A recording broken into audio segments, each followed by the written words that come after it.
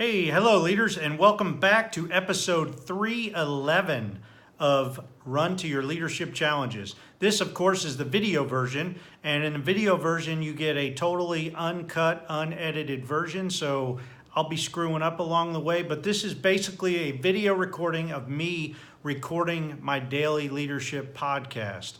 The leadership podcast can be found on anywhere you can find podcasts, whether it be Alexa briefing, it could be iTunes, it could be Spotify, iHeartRadio, etc., etc. So this is a little bit longer than the 2-minute version. However, you get a little bit of extra in the beginning. Alexa, stop. There's my Alexa. Stop.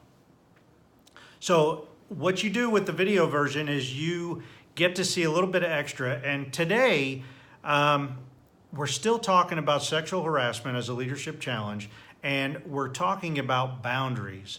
Now, I'm going to talk about some of the boundaries that I've set up for myself, and I was originally heard about this about 10 years ago, probably, and it was a pretty neat. Hold on for a second.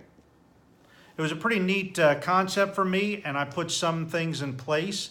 I originally heard it from Billy Graham a long time ago because he had some specific things in his life, some boundaries or guardrails that he put in place.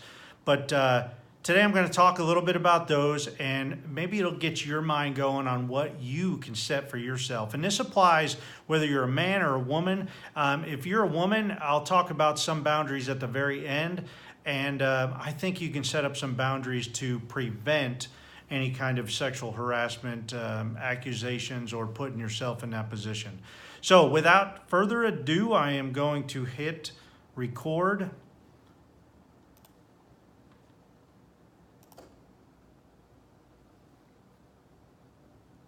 Hello leaders, and welcome to Run to Your Leadership Challenges. So this whole week, I'm talking about the challenge of sexual harassment. And today, I'm going to discuss how you can set yourself up for success by creating boundaries for yourself. Now, I first heard of the concept of boundaries from Andy Stanley a while back in a sermon series that he had called Guardrails. And I also read a book called Boundaries by Doctors Henry Cloud and John Townsend. Now, no matter what you call these to protect your no matter what you call these, they basically protect you from danger and they keep you within acceptable limits that you set for yourself. Specific boundaries in regards to protecting yourself from a situation that may be perceived as sexual harassment can be challenging, but once set, you will find that they'll set you up for success, big time. Now, I've set a few boundaries for myself, and here they are. Number one, avoid being alone with a woman in a room or an office, if at all possible. And of course, a woman besides my wife. Number two, don't get in an elevator alone with another woman or with a woman. That didn't sound right. Number two, don't get in an elevator alone with a woman. Now, I actually stole that one from the late Billy Graham. I heard him talk about that a very long time ago, and I thought it was a good rule to live by once I was married. And he said he lived that his entire life. So if it's good enough for Billy Graham, it's good enough for me. Number three, I only coach women on video calls or in public places. And if it's face-to-face in a local public place, I sometimes ask if my wife can join us. And quite frankly, my wife's probably a better coach than I am. So my client is actually winning. And I'm losing, I'm taking a chance of losing a client to her. Number four, I try not to ever put myself in a situation that I wouldn't mind reading about on the front page of the paper. Now, before I continue, there's my 4 boundaries that I have in place that I try to live by. Now, let me say, when you establish boundaries for your, Now let me say, when you establish boundaries for yourself, you must be careful that your boundary doesn't give the impression of favoritism or discrimination. Discrimination, by definition, is depriving somebody of an opportunity. So you must not show any kind of favoritism or discrimination, because if somebody thinks you're discriminating against them because of sexual orientation, all right, because they're a woman, that's illegal. So, for instance, if I am supervising a group of men and women, I must give both men and women the same opportunity to excel on the job. And my boundary cannot deprive a woman from an opportunity to succeed. Here's a quick example. One of my boundaries is to avoid being alone with a woman in a room or an office. If I decide to have regular mentoring meetings with men alone in my office, I must offer women the same opportunity. So how can I possibly do that? Well, there's certain alternatives that I've taken over the years. First of all, I can meet in an office that has windows. You know, if you find yourself in a closed window or a closed office with no windows, that's just, you know, and I'm not saying I don't trust women and I don't trust men. You know, men can be sexually assaulted or sexually harassed just as much as women can. But what I'm saying is, pick an alternate. Come up with some kind of alternative that you can meet with women and men one-on-one, face-to-face, so you can mentor both. Like I said, you can get in an office. You can meet in an office that has windows, or you could leave the door cracked open. But if you leave it cracked open for women, remember, you have to leave it cracked open for men as well. It has to be the same. Another alternative is you can install video cameras in offices and make sure whenever you go in there, and again, you want to make sure that you're videoing for everybody. If you go into an office and you got the videos running for women, you better have it running for men as well.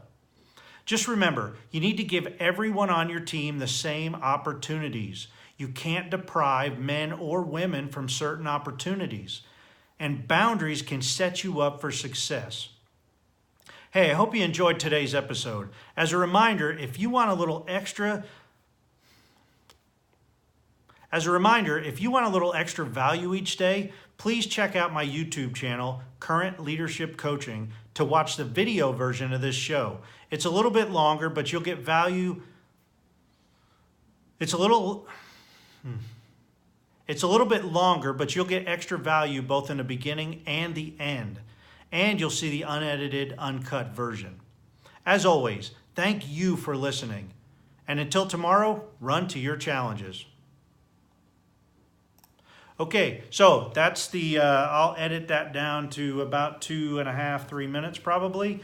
I'm trying to get shorter on the podcast, but most of the feedback that I'm getting from my listeners is they like the 2 to 3 to 5 minute podcast because I tell more of a story. So I'm kind of trying to settle in on about a 2 to 3 minute podcast. Now, a little bit of extra here for women. And this can go for men too, but don't set yourself up in a situation or try to set boundaries that set you up for success. Don't try to put yourself in a position that opens the door for sexual harassment. Now, don't get me wrong. Sexual harassment is wrong in every sense of the word, okay? But don't, where I teach at Webster on the Air Force Base close by here, it's very dark walking from the building to my car. Now, luckily, I'm one of the last ones out of the building. I say luckily because usually the building facility manager is coming out the door the same time I am. So if that's the case, I'll wait for him and I'll walk to my car. Women can do the same thing. Walk to your car with a couple of other people, whether it be a couple women, a couple guys. Don't put yourself in a position where you're going to possibly be alone somewhere. That's like avoid dark alleys at night, right? I mean, that's smart wisdom for anybody to follow. But what I'm saying is when you're developing your boundaries, just try to set yourself up for success, because sexual harassment can be both against men and women, and or women and men, I should say.